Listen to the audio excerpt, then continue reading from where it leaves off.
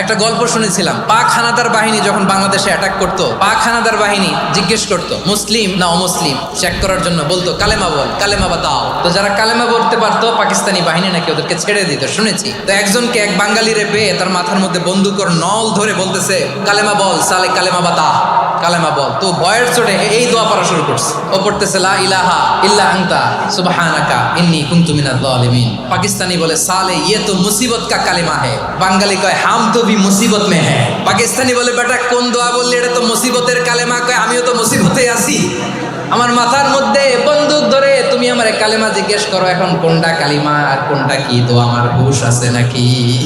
লা ইলাহা ইল্লা আনতা সুবহানাকা ইন্নী কুনতু মিনাজ জালিমিন। বিশ্বনবী বললেন দেয়ালে পিঠ থেকে গেলে, চোখে মুখে অন্ধকার, বাঁচার কোনো উপায় নাই, তখন এই দোয়াটা পড়তে হবে। এই দোয়া পড়ে আল্লাহর কাছে ফরিয়াদ করলে বিপদ মুক্ত করবেন কে?